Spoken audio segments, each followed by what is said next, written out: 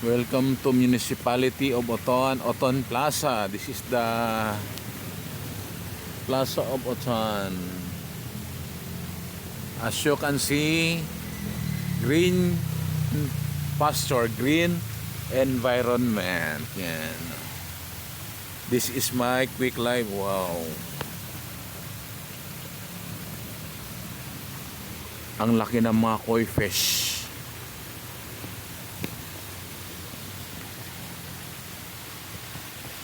Yan.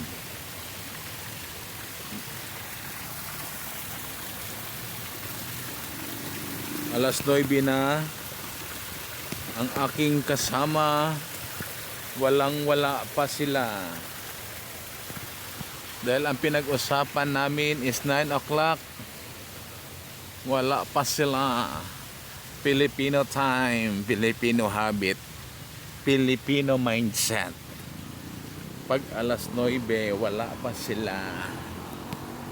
So, ang ginawa ko, walking lang muna while hinihintay ko sila, kasi dito kami magkita-kita papuntang Cape de Palma. Yan. So very friendly, very eco-friendly ang kanilang bayan ng Oton. Dito rin yung motor ko na park.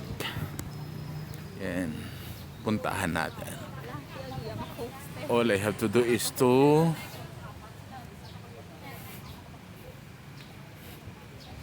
ano yan sa kalamansi? Oo. Lemon. Lemon. Ano siya, barter or binili mo? Hindi na po sa online. Pero yung nag-tap, yung bakal. Alam na niya bulak no? Oo. Maliit pa siya, ano na siya, parang drafted. Hindi, daw, seeds na na siya. Wala sige siya, wala kang muma. Mostly pila na siya tayo pag inom mo sa online. Ito barato. Sa ibang mahal na. KTO, ano man lang. Ikaw lang nag-vlog TV. Ikaw lang nag... Guys, ano siya? Ano siya gano'n? Lemon. Lemon siya guys, napaka-cute Hindi ko lang sasabihin kung magkano kasi interested ako, kaya lang gustuhin ko man, kaya lang yung bahay ko is nearby sa dagat. Sayang din. Guys, dito ako sa ayun si ate Pinopost ni ate sa online. So, by the way guys, sa mga mahilig ng mga plants, punta kayo ng Plaza Oton. May meet kayo ng mga mahilig man sa mga plants yan. Maraming mga taga dito, taga Oton na nagpo-post sila online ng mga plants, na mga craft bearing plants, mga lemon, mga grafted or mga seeds yan. Yun guys ang aking investment na vehicle. Ito siya guys, may basahan kasi nga mainit yan.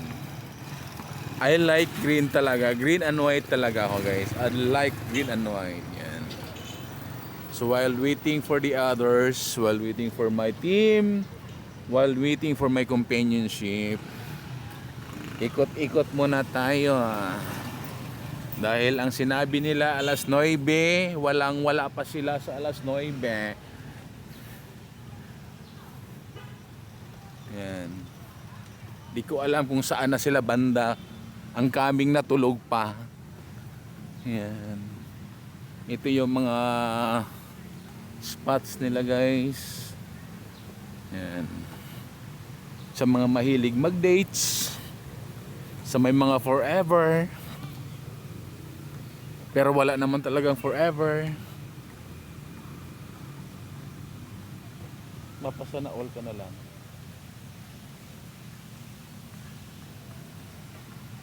Yan siya guys, ang Ila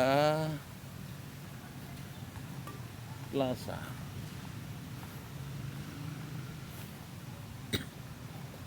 Yan.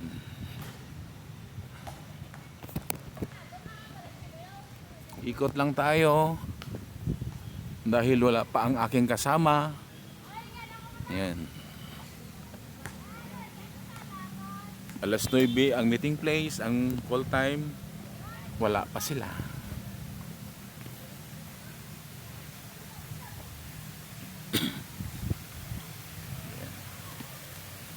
This is my father's occupation since I was a child.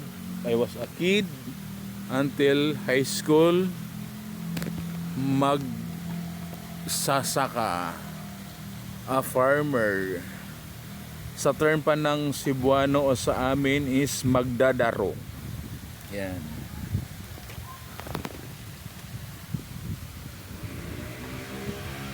Yan ang trabaho ng aking tatay noon at saka nanay.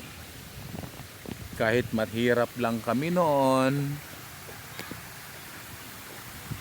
but poverty is not the hindrance to success. Taga ko yan sa bato yan dahil hindi hadlang ang kahirapan. Bagkos pag pinamalaki ka ng magulang na may respeto, pagmamahal sa kapwa at sa Diyos,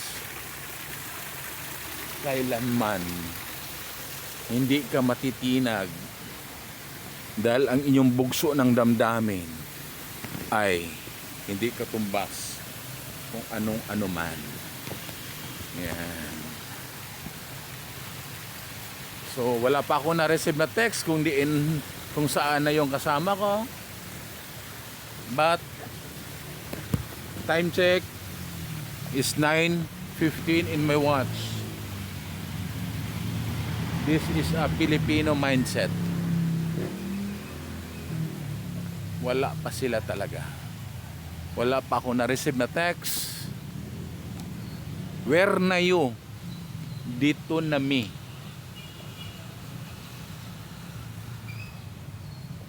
Yan. Ito yung plaza. Iikot ko muna kayo dahil napakaganda ng kanilang plaza. Ito yung dating place sa may mga dates, sa may mga forever, pero wala namang forever. Yan.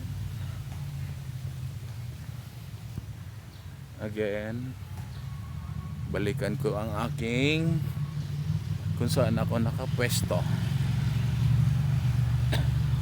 dahil wala pa sila talaga.